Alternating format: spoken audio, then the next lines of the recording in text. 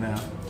All right, folks. Once again, we are live in Lounge with the Godfather of West Coast Hip Hop and the president of the Compton Entertainment Chamber of Commerce. We're downtown in LA live this morning with a young man out of Florida named Eric Coffie, who has some information that could change your life and possibly help you get your own version of reparations. Eric, tell them what you do. We teach federal government contracting. Federal government contracting. Correct. How do you teach federal government contracting? Well, we back in 2017, I started a YouTube channel where we started sharing all the information that the government fails to share with you. Not because they don't want to, because they don't have the resources to do it. And so we take that information that the government is doing, all the great things, and we make it publicly available to the world. So how do you qualify for something like that? Everyone qualifies. Huh? Everyone to get a qualifies. government contract? Yeah. We got to talk. We got to talk, okay? I'm off camera right now. I'm looking at a brother behind the camera. He is one of Eric's students, Yeah. and he looks very happy, okay? He looks very happy, and I want to be as happy as him, okay? I want to be as happy as you, but I'm going to start being as happy as him first. Do you remember what he said when he came in here? What did he say? He said something about some money. About you buying the Lakers. That's what it was. You see it? You see it? You can buy the Lakers. No, I can't buy the Lakers. You can sponsor something, all right? I can definitely sponsor it. I can Okay. sponsor. All right, talk to me, man. I know we got. We can't say that because Robert cuts a check, so we gotta. Oh, we gotta look broke. Yeah. Okay. All right. Tell me how that works now. So no, what happens is there are a lot of programs out here, Okay. and my focus is federal. Okay. So we stay away from state and local, not because they're not great programs, just because we find that a lot of times, and again, I don't know, I've never been to LA in this regard, but down in Miami, I'm from Miami, Florida, South Florida, they limit your upside, and so they kind of cap you, and so once you get to a certain threshold, you're constrained, right? And so for me, what I found was that if people that were in the local level programs and the state level programs, they weren't turning out enough millionaires for me. So they were capping people's success and putting you into boxes under these, certain labels, MBE, DBE, CBE, those kind of things. And so when you got to the federal level, no cap. there's no cap. So you can make all the money they want to give you. You got to follow the rules. But yeah, you can still remain small business under certain criteria. So for example, we were in Tennessee at a conference recently, meeting with a company. I'm not going to say their name, but they're a $3 billion company, and they're still considered a small business. Okay. Now my pay grade will teach me. They make about $7 million per employee.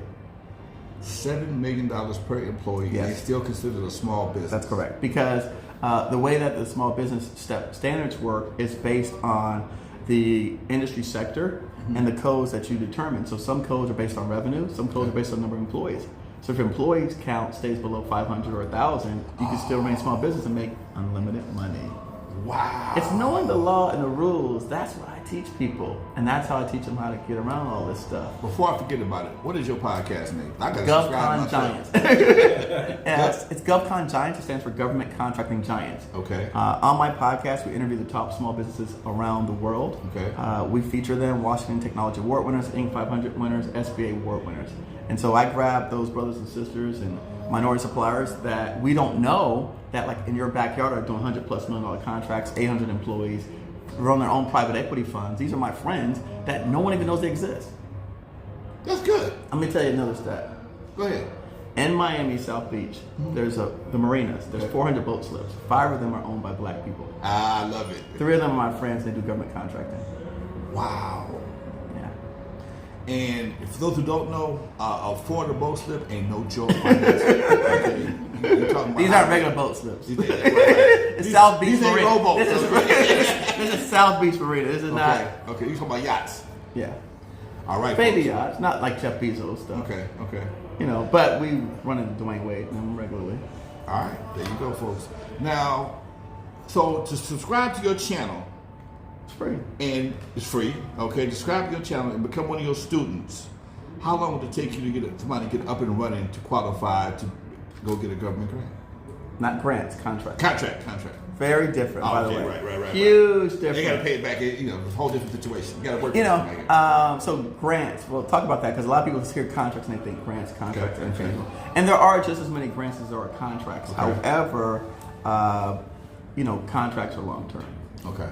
Grants are cyclical. Oh, so contracts are generational wealth.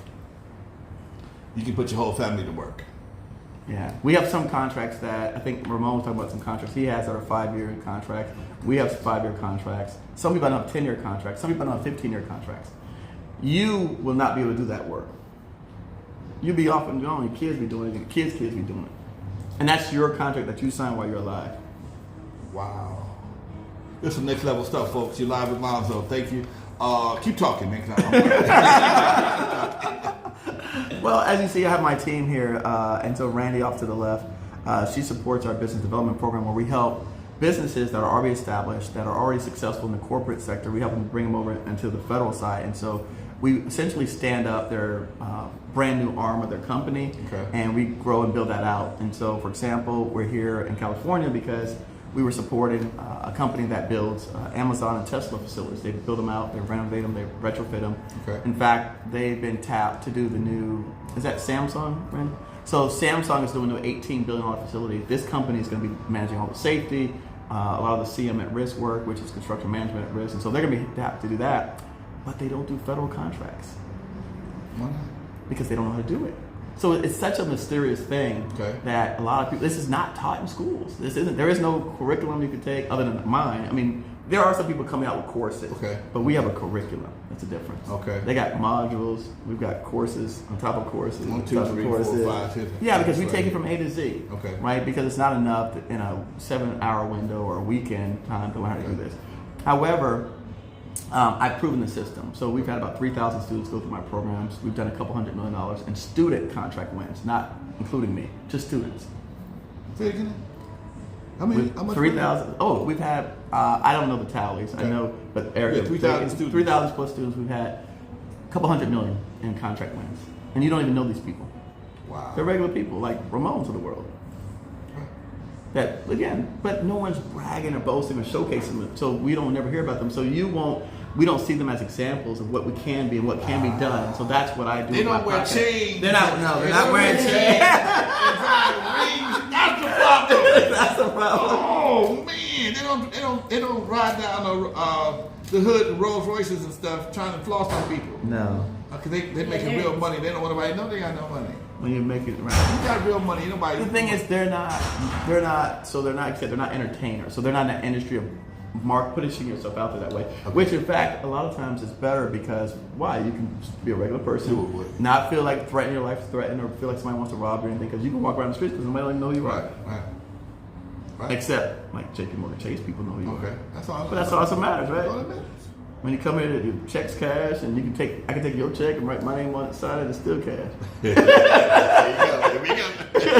All right, folks, we're here with Eric Coffie, very interesting brother. Now, you said something downstairs, man, that really rang a bell with me.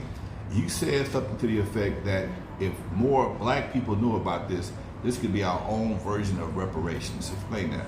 Yeah, no, I really believe that because they have all these wonderful programs to help us and assist us along the way. The government is providing tremendous support, regardless of what the political climate is, regardless of who's in office. These programs have existed for 50 years, right? And so just not enough people are taking advantage of it. And unfortunately, the government doesn't have the budget to necessarily broadcast this publicly and teach it to the world. And so they're doing the best that they can. You found a niche. I did. I found a niche. You found a niche, and you're wearing it out. Yeah, I'm wearing it out. That's the key to success. You know, my goal is actually to get them to change the rules because I want to make that many people successful where they decide to change the rules.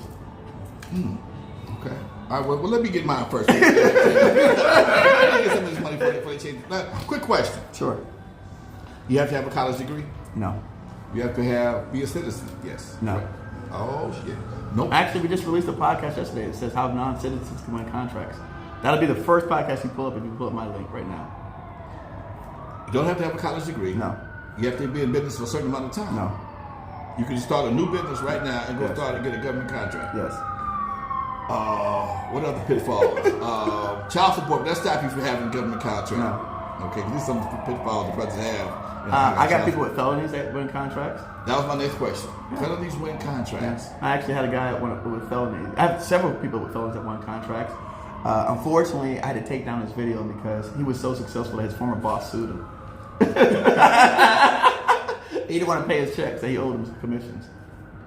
Wow. So we took down the video because he's dealing with some litigation issues now because of success. So basically, that's the challenge that you have when you start having success. You start facing litigation. So all the challenges that some people use excuses for not being successful, not having a college education, everything that goes out the window, having a felony, these are no longer hindrances. No, you know the issue that I find is that most people that are out here that are talking about this stuff, right? Most of the government people who tell you to do this, the first thing that they tell people is to go get certified. Okay. Right. So then the certifications require those things. Okay. You see the difference? Okay. So if you are following an organization that tells you go get certified, Alonzo, you got to go get your company certified. When you go to get certified, they're gonna say, "Oh, you're not 2 years in business. You have a felony." Okay. That's where you blocked yourself. Okay. I didn't tell you need certification. No, you did not. So, but the people that you're gonna go talk to when you leave from me are gonna say, "Hey, Alonzo, yeah, that's a good thing, but you're a black man. Make sure you get certified, minority contractor." He said, "Yeah, that's good, man. That helped me get even better, right?" I never said that. Okay. I told you distinctly I don't have any certifications, and I didn't get my stuff through certification. Remember that? I showed a picture. Right. And I said, I'm not a minority supplier, I'm not a diversity supplier. Okay. I come here because I'm qualified. I know what I'm doing.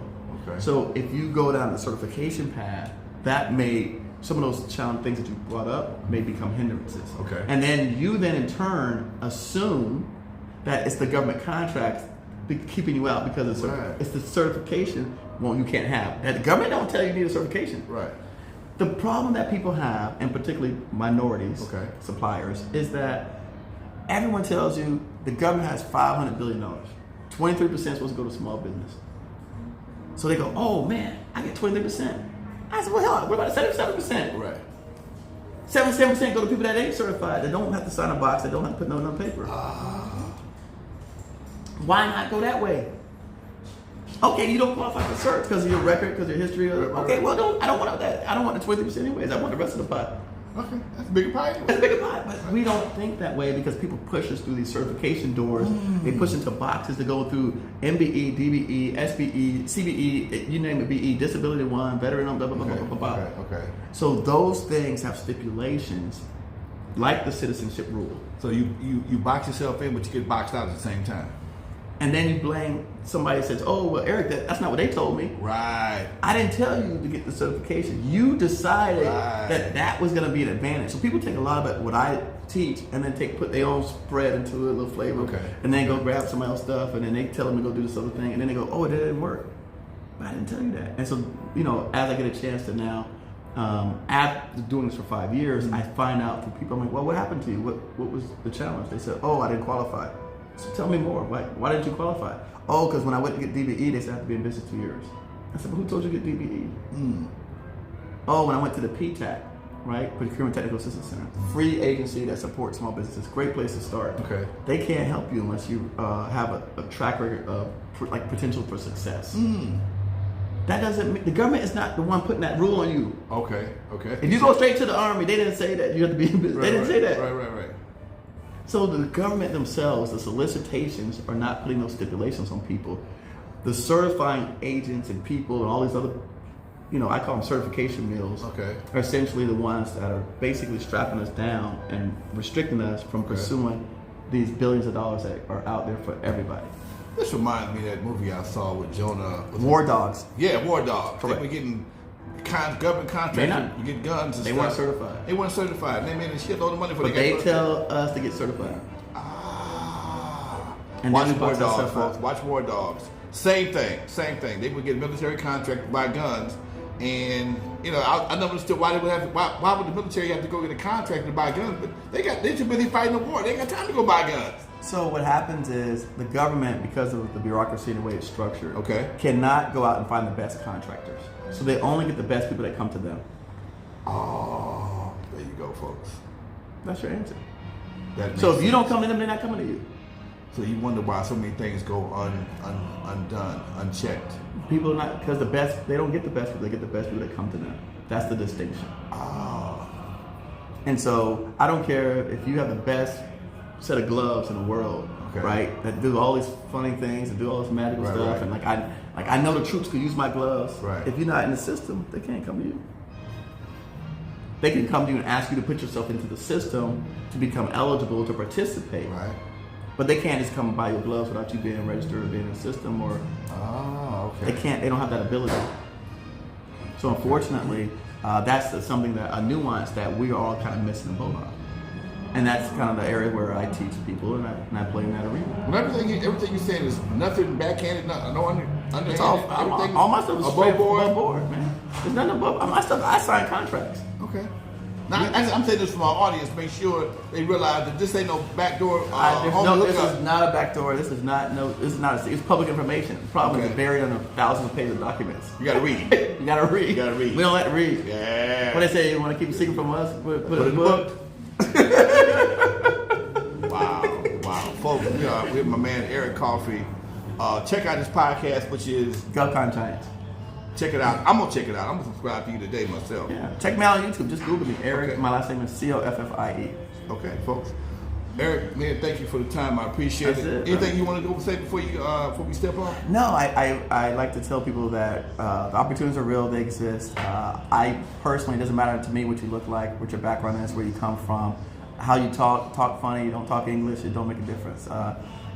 If you learn the process, even if you can't do it on your own, the government's looking for the best team. So at the federal level, they give you the ability to put together a team. And so that's what Ramon has done. That's what we do. If Ramon goes out and he finds highly qualified people, bring them to the table and present them to the government, and then he's now part of that team. So for me, I like to teach my students how the question then becomes, how do you go from a micro to macro and a giant, right? So Ramon, in his particular story, matched up with a company that had been in this area doing this for 30 years, 25 years. They had done thousands of projects.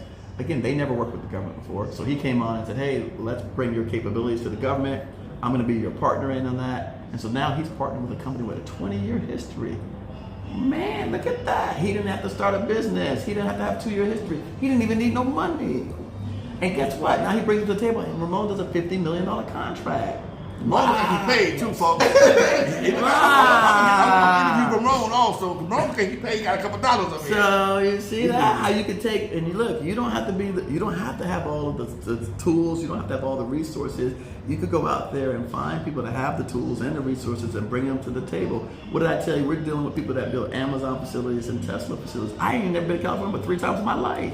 But I work with companies that build Amazon and Tesla facilities. And so now we're taking them into the marketplace and showing and introducing them to the government world and teaching them how to navigate it. And at the same time, it's a benefit to the country because guess what? We want to bring the best people that can service the government and help support our mission and push that forward. And so we're doing a public good and public service and being rewarded at the same time. So I feel great about what I do. Folks, Eric Coffie, y'all. You're live with Lonzo. We got to talk. Thank you. All right, Doc, one more time. Pleasure, folks.